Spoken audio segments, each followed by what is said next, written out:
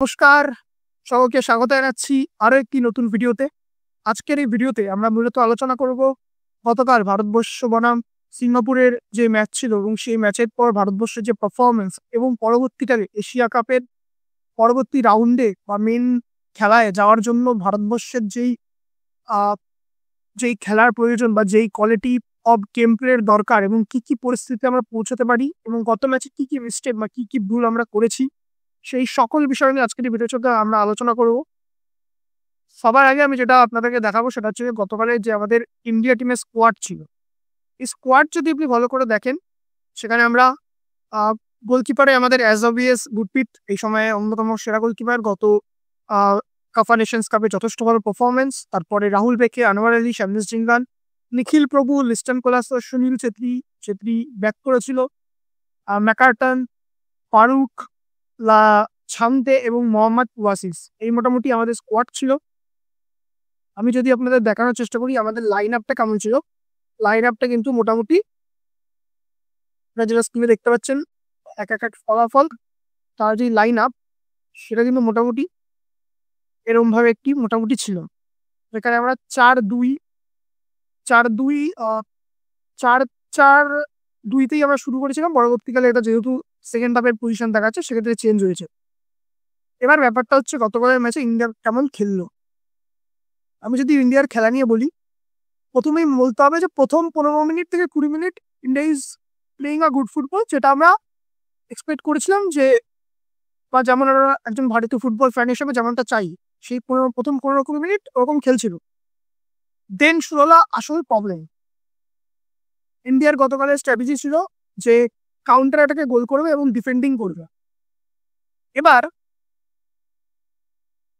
আমরা ডিফেন্ডিং করতে বোধ হয় মিস্টেক করছি না, এই ডিফেন্ডিং করতে গিয়ে আমরা বারবার এমনভাবে ওপেন স্পেস তৈরি করে দিচ্ছি যেক্ষেত্রে গিয়ে কি হচ্ছে যে আমাদের অ্যাটাকার অপোনেন্ট যে অ্যাটাকার রয়েছে তারা কিন্তু স্পেস পাচ্ছে এবং সেখান থেকে আমরা অনেক বাজে বাজে গোল কনসিড করতে পারতাম। যদিও গতকাল আমি বলবো সিঙ্গাপুরের লাভ যথেষ্ট বাজে ছিল, তারা গোল কনসিড করেনি। আমাদের ডিফেন্স মানে আমরা কি বুঝছি যে ওই ডি বক্সের বাইরে বা ওই বক্সের আশেপাশে ডিফেন্স করা, সেটা কিন্তু আসলে ডিফেন্স না। ডিফেন্স যদি করতে হয় সেটা স্টার্ট হয় কিন্তু ফ্রন্টে যে প্লেয়ার থাকে অর্থাৎ ফার্স্ট প্লেয়ার, অর্থাৎ এখানে যদি বলি নাম্বার 10, নাম্বার 11, নাম্বার 9 যারা খেলে সেখান থেকে, সেই প্রেসিং গুলো কিন্তু আমরা বারবার গতকালের ম্যাচে মিস করেছি। কেন মিস করেছি আমি জানি না। আমরা যখন নাকি ওই প্রেসগুলো করতে যাচ্ছি, এখানে আমি দেখানোর চেষ্টা করবো তোমাদের, আমরা যখন এই প্রেসগুলো করার চেষ্টা করছি এখানে একটা ওপেন স্পেস তৈরি হচ্ছে। গতকাল এখানে ফারুক যেখানে রয়েছে, এখানে ধরো এখানে সেকেন্ড স্ট্রাইকার ছিল, সুনীল যদি এখানে অপোনেন্টকে প্রেস করে ঠিক এই জায়গাটা দিয়ে, সেক্ষেত্রে কি হচ্ছে সুনীল বলা 4 কি 3 এরকম একটা হচ্ছে, সে সুনীল চলে যাচ্ছে এবং সে সুনীলকে সাপোর্ট করতে পারে ম্যাকার্টন উঠে যাচ্ছে। যখনই ম্যাকার্টন হচ্ছে নিখিল প্রভু এই স্পেসটা একা হয়ে যাচ্ছে এবং নিখিল প্রভু যেহেতু একা হয়ে যাচ্ছে সেখানে কিন্তু একটা ওপেন স্পেস অটোমেটিক্যালি তৈরি হয়ে যাচ্ছে এবং উপরটায় প্রেশার পড়ে যাচ্ছে ডিফেন্সের উপর। এবং গতকালের ম্যাচে আরো দুজনের আমি নাম নেবো, সেটা হচ্ছে ছাংতে এবং ইস্টার্ন কোলাস। এরা গতকালের ম্যাচে কি ভূমিকা ছিল বা কি স্ট্র্যাটেজিতে এদেরকে নেওয়া হয়েছিল আমার সত্যি জানা নেই। মেনলি এটা ছিল যে আমরা ডিফেন্স থেকে বল উইন করবো, সেগুলোকে আমরা লং থ্রু বলের মাধ্যমে উইংয়ে পাঠাবো এবং সেখানে একটা কাউন্টারটাকে গোল করার চেষ্টা করবো। আমার মনে হয় না ম্যাচে এমন কোনো পরিস্থিতি হয়েছে যেখানে আমাদের দেখে মনে হতে পারে যে এখানে ইন্ডিয়া গিয়ে কাউন্টার অ্যাটাক করছে। বারবার কিন্তু ইন্ডিয়া এই ম্যাচে কাউন্টার অ্যাটাকের নামে যেটা করেছে সেটা জাস্ট আ বেসিক পাসিং ফুটবল। এবং এই গোটা ম্যাচে আমি যদি দেখি ফার্স্ট শট অন দ্য গোল সেটা কিন্তু 90 মিনিটের মাথায় এসছে, 90 মিনিটের আশেপাশে গিয়ে অন দ্য গোল। যেক্ষেত্রে আমি গোলকিপারকে অনেকবার দেখেছি যে গ্রিপিং এ মিস্টেক করছে, সে আরো বিভিন্ন জিনিসে মিস্টেক করছে এবং যে গোলটা আমরা পেয়েছি, গড গ্রেস অফ গোল, ভগবানের দেওয়া গোল, সেই গোলটা কিন্তু গোলকিপারের গোলকিপার এবং ডিফেন্সের মধ্যে একটা মিস্টেক, সেখান থেকে কিন্তু ইন্ডিয়া গোলটা পায়। এবং আপনি যদি ভালো করে খেলাটা দেখেন সেখানে দেখতে পাবেন যে গোলকিপার অপোনেন্টের সিঙ্গাপুরের যে গোলকিপার ছিল সে কিন্তু বারবার অনেকগুলো মিস করেছে, গ্রিপিং এ তার সমস্যা হচ্ছিল। সেক্ষেত্রে কিন্তু আমাদের প্লেয়ারদের এগুলো এগুলো বেসিক ট্যাকটিক্যাল জিনিস, আমাদের প্লেয়ারদের বোঝা উচিত ছিল যে আমরা কিন্তু এখান থেকে গিয়ে গোলটা করতে পারি, আমরা অন্তত গোলকিপারকে ট্রাই করতে পারি, গোলকিপারকে টেস্ট করতে পারি, সেটা কিন্তু খুব ইম্পর্টেন্ট। আমরা কি করলাম সেগুলো কিন্তু কোনোটাই করার চেষ্টা করিনি। আমরা না টেস্ট করেছি, না তাদেরকে কোনো কঠিন পরিস্থিতিতে ফেলার চেষ্টা করেছি, আমরা বেসিক ফুটবল খেলছিলাম। এবার আসি আরো একবার স্কোয়াড নিয়ে। গতকালে যে স্কোয়াড ইন্ডিয়া নামায় সেখানে প্রথমে বলি সন্দেশ জিঙ্গান। সন্দেশ জিঙ্গান ইন্ডিয়া টিমের ক্যাপ্টেন, বহু বছর ধরে খেলছেন, একজন এক্সপিরিয়েন্স প্লেয়ার। তার কাছ থেকে এরকম একটা হতাশাজনক ট্যাকেল, অর্থাৎ তুরন্ত ট্যাকেলটা, জাস্ট উড়িকে ট্যাকেলটা করো, ফার্স্ট ইয়েলোকার্ডের কথা বলছো, সেখানে উড়িকে ট্যাকেল করলো, সেখানে কোনো দরকার ছিল না ওটা করার। একটা মাঝ মাঠে মিডিল বক্স থেকেও ট্যাকেল করছে, তো সেখানে একটা কার্ড দেখলো, ওটা অবভিয়াসলি কার্ড অফেন্স। পরবর্তী যে ট্যাকেলটা করলো সেটাও কিন্তু বলটা ওর কাছে বেরিয়ে গেছিল, ও গিয়ে হাত দিয়ে আটকে দেওয়ার চেষ্টা করলো, রাইট? সেখানেও একটা, সেটা আমার কোনো ডিফেন্সিভ জোনে ছিল না, সেখান থেকে ব্যাকে হয়তো প্লেয়ার পেতাম। আমি সেকেন্ড ফলটার জন্য আমি অতটা কনসিড করবো না, কিন্তু ফার্স্ট ফলটা কিন্তু একদম সন্দেশ জিঙ্গানের মতো সিনিয়র প্লেয়ারের কাছ থেকে আমরা আশা করি না। সন্দেশ জিঙ্গানকে দেখা যায় এই জায়গাটায় রেসপন্সিবিলিটি নিতে হবে, যে ইন্ডিয়ার 10 men ডাউন হওয়ার ক্ষেত্রে তার একটা বাজে অবদান। পরবর্তীতে আমি আসি লিস্টন কোলাসো এবং শান্তে। লিস্টন কোলাসো কালকে কি করছিল আমি জানি না। লিস্টন কোলাসোর পারফরমেন্স নিয়ে দিনের পর দিন লিস্টন কোলাসো একদম বাজেভাবে ইন্ডিয়া টিমকে ডোবাচ্ছে। ইন্ডিয়া টিমে তার পারফরমেন্স দিনের পর দিন পড়ছে। গত যেই খেলাগুলো হয়েছিল সেগুলো লিস্টনসের খেলা যথেষ্ট বাজে ছিল, এবং লিস্টনসের এই যে ক্রমাগতভাবে বাজে পারফরমেন্স, তারপরেও কেন সিলেকশন পাচ্ছে মেন টিমে আমি জানি না। তার জায়গায় গতবার যখন ক্যাফাতে কিন্তু ছিল না, সেক্ষেত্রে ইন্ডিয়াও ভালো করেছে। সেখানে লিস্টনকে আমার মনে হয় না যে পরবর্তীতে সুযোগ দেওয়া উচিত, কেন অনেক সুযোগ পেয়েছে, নতুন প্লেয়ারদের চান্স দেওয়া হোক। আমাদের আন্ডার-23 যে টিমটা খেললো সেখানে যথেষ্ট ভালো ভালো উইঙ্গার্স আছে, এবং ইন্ডিয়াতেও প্রচন্ড ভালো ভালো উইঙ্গার্স আছে। জিতিন এমএস কেন ফার্স্ট 11-এ জায়গা পেলো না, আই ডোন্ট নো।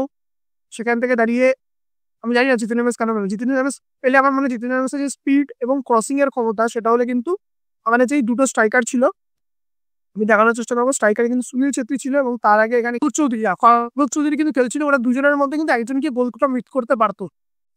এবং গতবারের ম্যাচে আবারও একটা জিনিস আমরা দেখতে পাচ্ছি যে ইন্ডিয়া টিমের যেই ভুলগুলো সেটা কিন্তু বারবার সবার সামনে উঠে আসছে, যেই বোকা বোকা ফুটবল খেলার ধরন।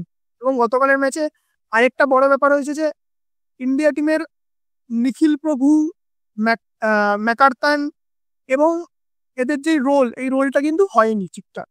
নিখিল প্রভু তাও ট্রাই করেছিল, কিন্তু শেষের দিকে মনে হলো জাস্ট দৌড়ে যাচ্ছে, কোনো উদ্দেশ্যই নেই। কেননা ওই যে বললাম একটা ম্যান ডাউন, আমাদের অলরেডি একটা ম্যান ডাউন। তাছাড়াও যখন নাকি ফারুক উঠে যাচ্ছে, সুনীল ছেত্রী বা ফারুক ওঠার কথা বলছে, যখন ম্যাকার্টান উপরে উঠে যাচ্ছে তখন এই স্পেসটা ফাঁকা হয়ে যাচ্ছে। নিখিল প্রভুর ক্ষেত্রে ওয়ান ম্যান ডাউন শুদ্ধ থেকে এভাবে কিন্তু ডিফেন্ড করাটা চাপের ব্যাপার। কালকের ম্যাচে আরেকজনের প্লেয়ার আমি নাম বলবো যে নাকি ভালো খেলেছে, আমার সেটা মনে হচ্ছে রাহুল পেকে। যথেষ্ট এই বয়সে রাহুল পেকের লাস্টের দিকে একটা ট্যাকেল যদি মনে থাকে, যেভাবে দৌড়ে এসে ট্র্যাক ব্যাক করে করলো, that's a good tackle. Anwar Ali অনেকগুলো নিঃসন্দেহে গোল বা ডিফেন্স, যেখানে কিন্তু অন্য ডিফেন্ডার থাকলে হয়তো গোল কনসিড করতাম, আনোয়ার আলী কিন্তু সেখানে একটা ভালো পারফরমেন্স করেছে। আরেকজন প্লেয়ারের আমি নাম নেবো, সেটা হচ্ছে সাহাল আব্দুল সামাদ। আমি জানি না সাহালকে কেন আগে নামানো হলো না। সাহাল যখন আসলো তখনই কিন্তু সেকেন্ড হাফে যখন সাহাল আসলো তখনই কিন্তু আমাদের আরো মাঠটা খুললো, আমরা তখন আরো বেটার খেলছিলাম।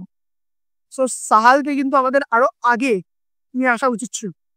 সাহাল আসলে কিন্তু সাহাল ক্রিয়েটিভ মিডফিল্ডার হিসেবে যথেষ্ট প্রমিনেন্ট, এবং ও যে ক্ষমতা 2-3 জনকে বিট করে বেরিয়ে যাওয়ার বা একটা থ্রেট সৃষ্টি করার ক্ষমতা, সেটা সাহালের রয়েছে। তো সেই ক্ষেত্রে কিন্তু সাহালকে আমার মনে হয় আরো আগে নামার উচিত ছিল। এরপরে আমরা যে গোল পাই রাহিম আলীর জন্য, রাহিম আলী গোলটা একদম গড গিফটেড গোল। আমার মনে হয় না এর কোনো সহজ গোল রহিম আলী তার কেরিয়ারে করেছে। সেখান থেকে দাঁড়িয়ে কিন্তু আমরা 1 গোলে সেই ম্যাচটা ড্র করি। পরবর্তীতে আমি যদি দেখি, এখানে সাবস্টিটিউশন নিয়ে আমার একটা বড় প্রশ্ন আছে, ওয়াই নট মাহেশ কেন আসলো না? মাহেশের যদি দেখো ইয়েতে পারফরমেন্স যথেষ্ট ভালো ছিল, এবং পরবর্তীতে এখনো কিন্তু পারফরমেন্স যথেষ্ট ভালো। সেক্ষেত্রে মহেশ কেন আসলো না, এটা কিন্তু আমার একটা প্রশ্ন রইল। আমার মনে হয় মহেশকে কিন্তু এই টিমে আসা উচিত ছিল, এবং Mahesh is deserving for the team. Mahesh আসলে কিন্তু মহেশ এবং সাহাল যদি একসাথে খেলতে, আমার মনে হয় যে মিডফিল্ড জোনটায় আমরা একটা বেশি থ্রেট ক্রিয়েট করতে পারতাম। এবং একটা টাইমের পর যখন লিস্টন পারছিল না, লিস্টনকে মানে ওই বোকা বোকা কাজ করছিল, তখন কিন্তু লিস্টনকে সাব করিয়ে আমার মনে হয় না 90 মিনিট লিস্টন কালকের ম্যাচে পায়। সেখানে আমাদের আরো অনেক ভালো ভালো প্লেয়ার স্কোয়াডে ছিল, যদি ওই স্কোয়াডের এপাশে যারা থেকে ডাকা হয়েছে সেই যদি দেখো, সেই জায়গাতেও কিন্তু একটা প্রবলেম আছে, অনেক প্লেয়ারকে ডাকা হয়নি। আরেকজন প্লেয়ার নাম হলো Deepak Tangri, he is also good যথেষ্ট ভালো খেলেছে এবং যথেষ্ট এফেক্টিভ ভাবে খেলেছে। আরেকজন হচ্ছে আমাদের এখানে রয়েছে ভালপুইয়ার কথা বলি। ভালপুইয়া যখন আসে যথেষ্ট কিন্তু যেই ভালপুইয়ার মধ্যে একটা কনফিডেন্স আমি দেখতে পেয়েছি, একটা ইয়ং প্লেয়ার হিসেবে যে কনফিডেন্স ভালপুইয়ার মধ্যে কিন্তু সেই কনফিডেন্সটা ছিল এবং ভালপুইয়া গতকালের ম্যাচে যথেষ্ট ভালো খেলেছে। আর যদি আমি দেখো তেমন ভাবে বলতে গেলে এটাই মোটামুটি ইন্ডিয়ান অ্যানালাইসিস। আমরা কালকে উইং এর যে খেলাটা খালিদ জামিল করতে হয়েছিল তো দুটো উইং স্পেক্ট করবে, সেটা কিন্তু করতে পারিনি। সে কারণেই ইন্ডিয়া ম্যাচটি বাজে খেলেছে এবং কোনো ক্রসেস আসেনি সুনীল বা ফারুকের দিকে। আমরা সুনীল ছেত্রীকে নিয়েছি জাস্ট তাকে অপমান করার জন্য। তাকে না ইউজ করতে পারছি, 41 বছরের একজন মানুষ, তাকে না ইউজ করতে পারছি না, তাকে খেলাতে পারছি না, তাকে বল ডিস্ট্রিবিউট করতে পারছি। তো সেক্ষেত্রে দাঁড়িয়ে কিন্তু সুনীল ছেত্রীর ওপরে কিন্তু একটা মেন্টাল প্রেশার আসবে এবং আমি জানি না সুনীল ছেত্রী আর কদিন কন্টিনিউ করবে ইন্ডিয়া টিমের সাথে, এরকম ইন্ডিয়া টিমের সাথে। কারণ এখন যদি তুমি সুনীল ছেত্রীকে তুমি যদি করো যে সুনীল ছেত্রী নিজে 10 জনকে কাটিয়ে গোল দেবে, সেটা কিন্তু একদম বোকামো হবে। আর এটা সত্য জিনিস আমি দেখাবো।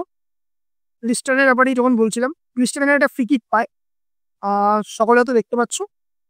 লিস্টন যখন ফ্রি কিকটা পায় সেখানে ডাইরেক্ট গিয়ে এখান থেকে একটা রোনাল্ডোর মতো দাঁড়িয়ে মতো দাঁড়িয়ে কিন্তু এখানে শট নেয় এবং সেটা এখানে লাগে। এখানে কিচ্ছু করার দরকার ছিল না। আমি কিন্তু এখান থেকে এই যে এই জনের প্লেয়ারটা রয়েছে আমার, একে পাস করাতে পারতাম বা এখান থেকে একটা পিন পয়েন্ট ক্রস করতে পারতাম, জাস্ট থ্রু ক্রস আসতো উপরে দিয়ে, এবং ওখান থেকে কিন্তু আমরা গোল পেতে পারতাম। সেটা কিন্তু লিস্টন করেনি, আমি জানি না কেন করেনি। লিস্টন এটা করতে পারতাম। এখানে আমাদের সুনীল ছেত্রী ছিল, ওয়াই নট এখানে মাহেশ আমাদের অন্য আরেকজন ভালো বেস্ট ও ছিল, ওদেরকে নিয়ে নেওয়া উচিত ছিল। এখানে আমাদের টিমে কিন্তু আরো ভালো ভালো প্লেয়ার ছিল যারা সেট পিস লিস্টনের সেট পিস মোটেও ভালো না। লিস্টনকে এখানে দেওয়া হয়, এখানে লিস্টন ডাইরেক্ট শট করে এবং সেই বলটা দিয়ে আলটিমেটলি কিছুই হয় না, ডিফ্লেক্টেড হয়ে যায়। তো এটাই মোটামুটি কিন্তু ইন্ডিয়ার পজিশন রয়েছে এই মুহূর্তে। এবার যদি আমি দেখি আমাদের ইন্ডিয়ার কতটা চান্স পরবর্তী রাউন্ডে যাওয়ার, দেখো খেলার দিক থেকে বলতে গেলে যদি এইভাবেই খেলে আমার মনে হয় না আমরা বাংলাদেশকে হারাতে পারবো, আমার মনে হয় না আমরা হংকংকে হারাতে পারবো, সিঙ্গাপুরকে যেই 14 অক্টোবর যে খেলা আছে সিঙ্গাপুরকেও হারাতে পারবো। আর আমি যদি দেখি গ্রুপে এই মুহূর্তে আমরা পয়েন্টের বিচারে 3 নম্বরে আছি। বাংলাদেশ কিন্তু লুজ করেছে গতকাল, তারা হংকংয়ের সাথে হেরে গেছে এবং হংকং এই মুহূর্তে গ্রুপ টপার। ইন্ডিয়াকে যদি পরের ম্যাচে যেতে হয়, পরের রাউন্ডে তার এশিয়ান কাপের মূল পর্বে যেতে হয়, সেখানে কিন্তু ইন্ডিয়াকে পরবর্তী সবকটি ম্যাচে জিততে হবে। 3টে ম্যাচ, ইন্ডিয়া বনাম বাংলাদেশ, ইন্ডিয়া বনাম সিঙ্গাপুর, ইন্ডিয়া বনাম হংকং, এই 3টে ম্যাচ জিততে হবে। এবং এটা 3টে ম্যাচ জেতাটা এই মুহূর্তে দাঁড়িয়ে আমার মনে হয়, আমরা যদি বলি যে 3টে ম্যাচ জিতবো, সেটা একটা অপটিমিস্টিক হয়ে যাবে। তাও ইন্ডিয়া কিন্তু জিততে হবে। আমি আরেকবার রুলসটা বলে দিই কোয়ালিফাই করার জন্য। In the event that 2 teams finish with an equal number of points, the following rules break of tie. Okay, head to হেডে যাবে দুটো টিমের মধ্যে, অর্থাৎ যেমন একটি টিমই সম্ভবত এখান থেকে যাবে। তো সেখান থেকে দাঁড়িয়ে কিন্তু 3 পয়েন্ট রয়েছে ইন্ডিয়ার, 2 পয়েন্ট রয়েছে। আমরা যদি আর 9 পয়েন্ট পাই সেখানে আমাদের 11, 9, 10, 11 হবে। এবং অফকোর্স তারপরে আমাদের বাকি টিমের দিকে তাকিয়ে থাকতে হবে, অর্থাৎ একটা ম্যাচ হারলেও কিন্তু এখান থেকে আর হবে না। এই মোটামুটি রয়েছে। আপনাদের কি মতামত গতকালের ম্যাচ নিয়ে? আমি আমার মতো করে বিশ্লেষণ করার চেষ্টা করলাম। আপনারা অবশ্যই আপনাদের মতামত জানান এবং আপনাদের সাথে যদি সহমত হন তাহলেও সেটা কমেন্ট করবেন এবং সহমত না হলেও কমেন্ট করবেন, এটাই আপনাদের কাছে আসা। ভিডিওটা ভালো লাগলে অবশ্যই লাইক করবেন, সাবস্ক্রাইব করবেন চ্যানেলটিকে। চ্যানেল নতুন থাকলে সাবস্ক্রাইব করুন। অনেক অনেক ধন্যবাদ ভিডিওটি পুরো দেখার জন্য। Thank you.